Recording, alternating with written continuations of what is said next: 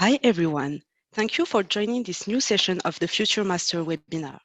Today, we have the chance to learn from the experience of Future Master experts who will be presenting Future Master Demand Planning 4.0. Thank you to the speakers, Gilles Lefebvre, Product Manager, and Alexandre Marillet, Data Scientist at Future Master. The presentation will last 20 minutes and will be followed by a 10-minute Q&A session. So please do not hesitate to ask your questions throughout the webinar in the Q&A section of your screen. And now I'm going to hand it over to Gilles and Alexandre to start the presentation. Hello everyone. So I'm Gilles Lefebvre. And I'm Alexandre. So today we are going to present the Future Master Demand Planning 4.0. So how we can leverage machine learning methods to better forecast. So I will first present the context and the expectations, and then we will go through really the different process we can take advantage of machine learning in new product introduction, in historic cleansing, and in demand sensing. Finally, I will share with you some return of experience. Just to say that it's a presentation we did for the Summer Connect and also for the FM Day UK. And we decided to have such presentation for a webinar because it was well received. So first, about the context. Nowadays, the digital world influences a lot the demand. We face lots of volatility of the demand with lots of uncertainties. Sorry, and with this volatility, we can take advantage of some data to explain what is volatile. And we need today to use all the available data to calculate the forecast. So the expectation around this is to have a better forecast accuracy, but also to provide insight on what is going to influence the demand. It's not necessarily a black box we need. Sometimes we really need to understand what is the correlation between a variable and the influence in the demand. Also, we need automation to save time, but we need also augmented demand forecast capabilities. What I mean by that is, again, automation is good, but with machine learning, we can mix both machine capabilities and human capabilities. So that's what we call augmented here. And we will see how we can take advantage of that. So we have three main areas where we can use machine learning in the demand process. First, the new product introduction forecast, and we will use clustering methods to forecast the behavior of the product when we launch it. Then the historic cleansing.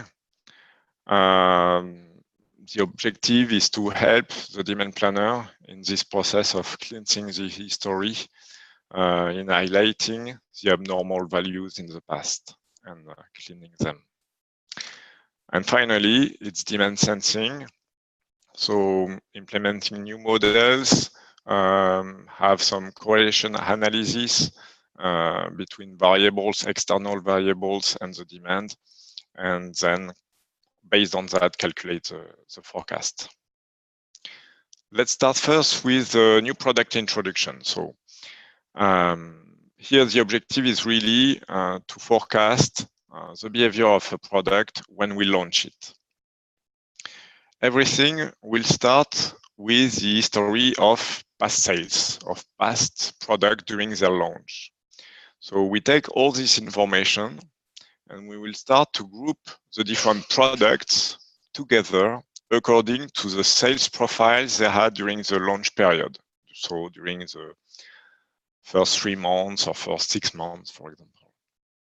So in my example here, cluster 1, I find the different product with this kind of sales profile during the launch. In cluster 2, it's this sales profile, and in cluster 3, this one.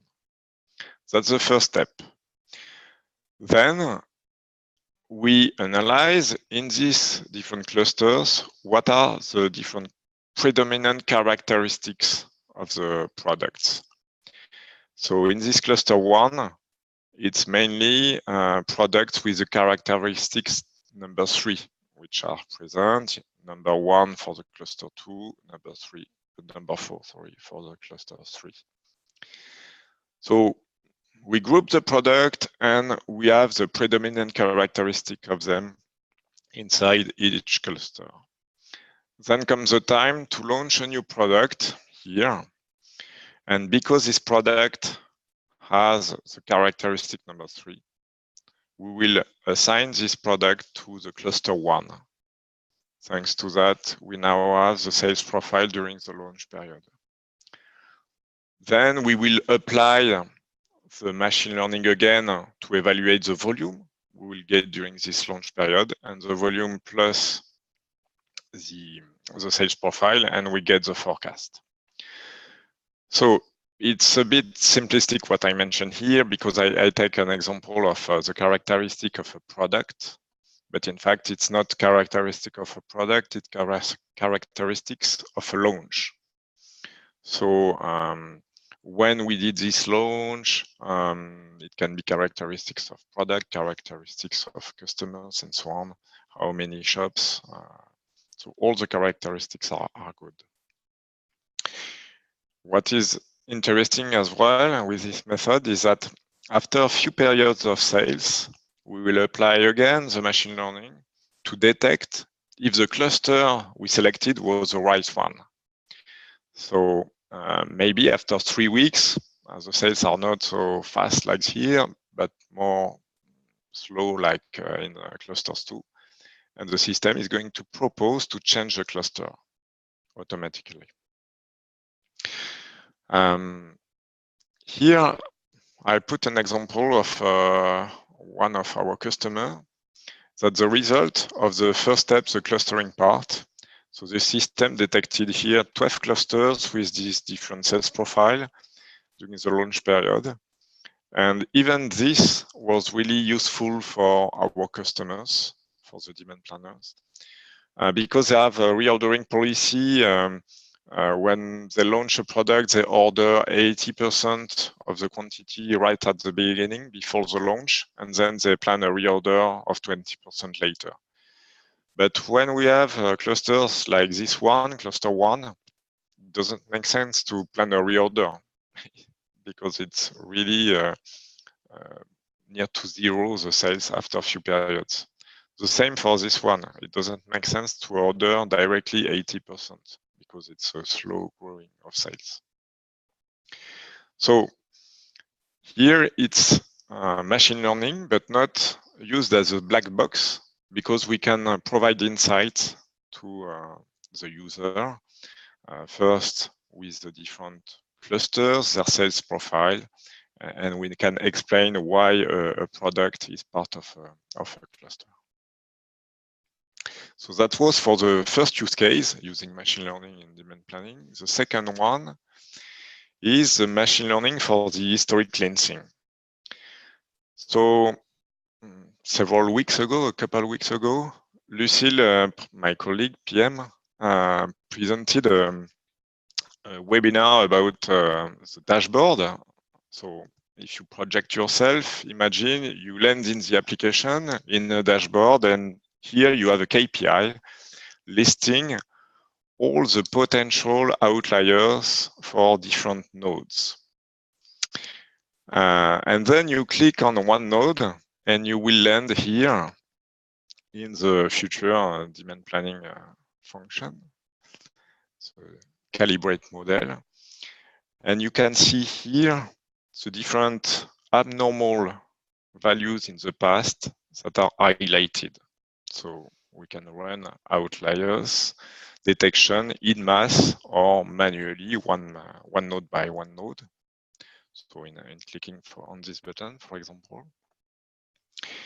And the system depending on the sensitivity we can set. So we can adjust the sensitivity.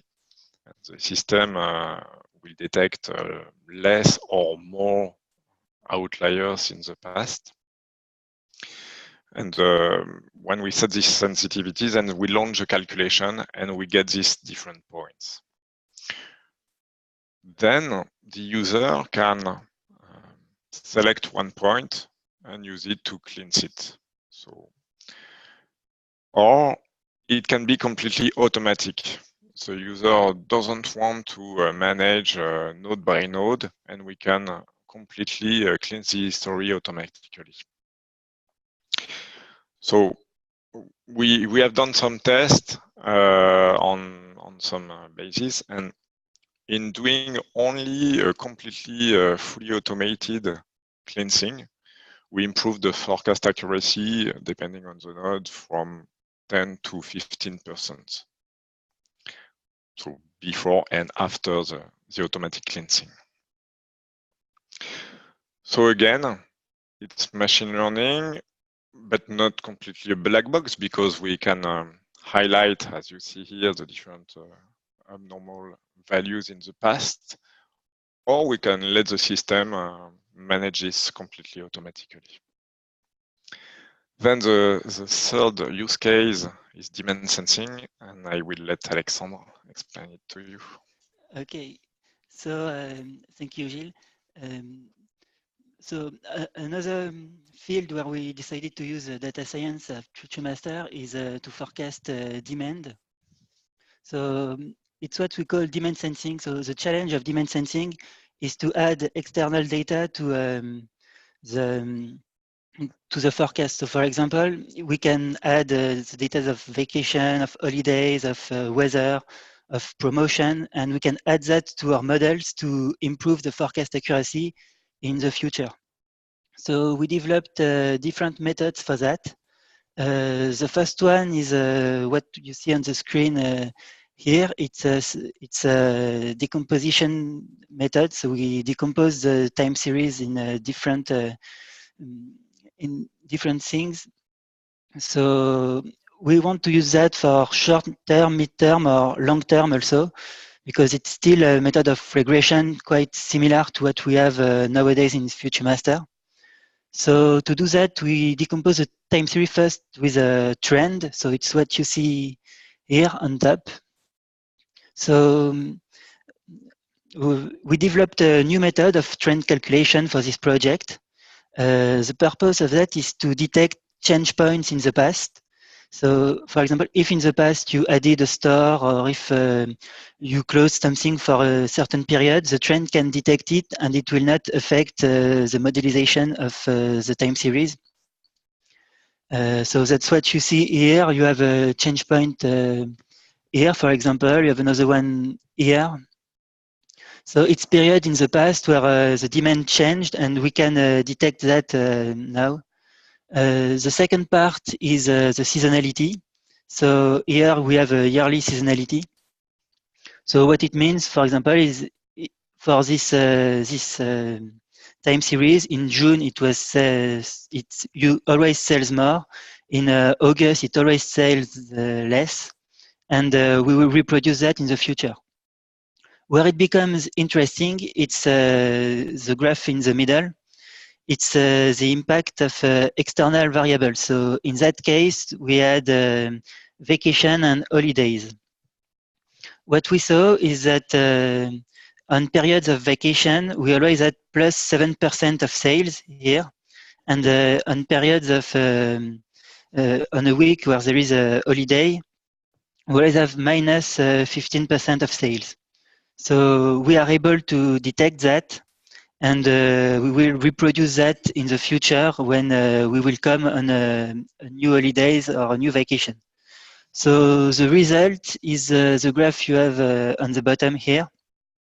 So the dots are the actual history.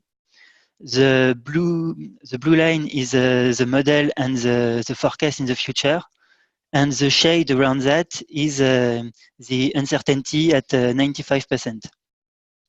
So the uncertainty is it's calculated based on the uncertainty of the three different decomposed series. So for example, on top here, you can see that the more you go in the future, the more the uncertainty of the trend is important. It's because there are some change points in the past and we don't know when there will be change points in the future. So we modelize that as an uncertainty. With the same kind of methods, we also have an uncertainty on the seasonality and on the impact of external holidays. And we can have a pretty accurate area of uncertainty that also can be used. So that's the first method we used for demand sensing. We have a second method that is more based on a neural network. So it's completely a black box, and we recommend to use that only for short term. So the drawbacks of that is that it's a black box, so we cannot really draw graphs and understand how the method works. But the advantage is that it can take into account really a lot of external variables. So, for example, we use that on cases of promotion forecasting, and we can take what kind of promotion it is, what type of product. We can have maybe 5 or 10 product characteristics, 5 or 10 stores characteristics, 5 maybe 10 characteristics really specific about promotions, like what advertisement you make, where exactly the product was put inside the stores, and you can have all those external variables to understand to have a better forecast on the demand. So yeah, to do that, so we use a machine learning and neural network to do that, and we take a huge number of data. So in that case, it's purely data driven. It's difficult for the user to have a real impact on the model, but when we are in cases for very short term or very specific demand with lots of external data, it gives best results. Thank you, Alexandre. So the last point we wanted to share with you is a return on experience. So with one of our customers, we use this kind of models. And what we did is we applied automatically the cleansing of history. Then we calculated, and that's the example Alexandre showed you, the impact of holidays and bank holidays. And then we applied the demand sensing models. The results were quite good and are quite the same than what we can have today with a classical method. We increased a bit the forecast accuracy in some nodes, but what is important to note is that in a completely automated way, we had quite the same forecast accuracy. So that's what I mentioned by augmented demand planning. Then we can have the machine taking care of all the automatic tasks like cleansing, and then the demand planner can really focus on the added value task for more the enrichment of the future, understanding also some special cases in the past and so on. So really good results. In the coming months, we will be able to also share all other use cases with more figures, but that's what we wanted to present to you today. So then it's time for questions. Thank you, Gilles and Alexandre, for this great presentation and for sharing your insights with us today. We will now be moving to the Q&A session, and we'll try to respond to as many as possible. So the first one is about how many external variables can we use for demand sensing? Okay, so if we do short-term demand sensing with neural networks, is as many as we have. The more we have, the better. If we do what we did on the short term and we want really to see the explanation and to see the impact of each one, it's better to have no more than maybe five, six, something like that. Okay, and can we use demand sensing in the long term? Yes, it's what we showed on the long-term slide. We have a method that is still about decomposition of time series, and for that we can use on the long term if we want to. We just have every external data that we have, we need to have them on the long term for it to be accurate, but if we have that, we can use on the long term. Yes, that's really the challenge. You need the data in the past to explain and find the correlation. But then you also need this data for the future, and in this case, the long-term future. Okay, the next one is, what are the main challenges you faced in the machine learning projects? I think Alexandre will agree with me. I think it's the data. First, the main challenge is really the data. Get them with the right level of quality. That was really the main issue we faced in the past projects, and we still are facing, I would say, in the current project we have. Yes, in data science, we always say that doing this part of gathering the data and have good quality data takes 80% of the time of a project. Okay, the next question is, any particular skills required in the company to run such projects? So very often when I get this question, people have in mind that they will need to hire data scientists in their company to run such project. It's not the case. All the data science research were done by Alexandre, for example. And now it's completely packaged in our solution. Now for the implementation, again, back to the quality of the data, we can need some more data analysts more than data scientists. But maybe in the companies, they already have these skills, and they can leverage on them for this kind of project. Okay, another one is, what data is considered in clustering? In fact, any data are considered. As I mentioned, it's the characteristics of a launch.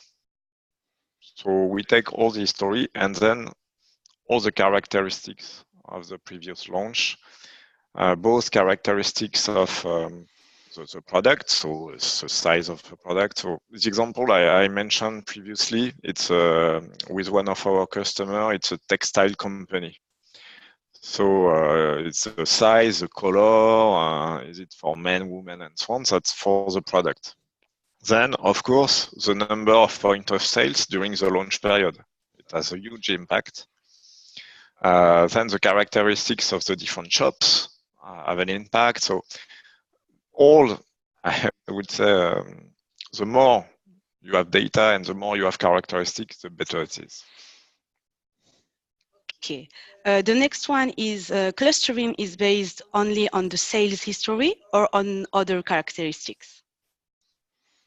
As I mentioned, it's really both. It's sales history plus the characteristics of product, launch, customers. Sales history is to get the profile of the cluster, and then to affect a new product to a profile. It's all the characteristics possible.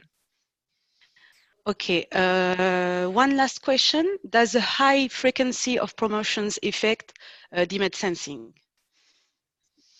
It depends on what we say by high frequency. I understand the high frequency, but then can we find a sort of seasonality inside this high frequency? if yes, I would say we will find the seasonality and we will find a correlation, in fact. So we can then apply demand sensing quite easily. If these promotions are very volatile, then we will have to cleanse them. That's what I would say. Alexandre can confirm or not. Yes. So Okay. it really depends on the context. Yeah. And maybe I can say a few words about that, the context. From the experience we have, we can say, okay, machine learning will bring this. We are sure it will increase the forecast accuracy, but then finding which external variable will have an impact on the context of each customer, it's really case by case. So what we usually do, it's first an analysis with the customer to identify which external variable can have an impact. Then we test really this correlation, and we keep only those with a high correlation. In this case, maybe the promotion would be an output. Okay, thank you again very much, Gilles and Alexandre, for your presentation today, and thank you to the attendees for joining. We are very much interested in having your feedback on this webinar, so please take a couple of minutes to fill in the evaluation survey that you will be receiving shortly. Last but not least, FutureMaster will be sponsoring the supply chain event in Paris on the 3rd and 4th December. We have selected some of our most prestigious clients to come and speak about the supply chain transformation program. L'Oréal, Bonduelle, Lactalis, Fleury Michon, Wonderbox, and many more will be sharing their business cases on the FutureMaster Live Zone. We are also organizing the FutureMaster Winter Connect event with our customers to celebrate the launch of the first FutureMaster new generation modules. It will be on the 3rd of December. So please visit the FutureMaster websites if you would like to register for one or both events. Thank you again to everyone for joining today. We wish you a very good day or evening.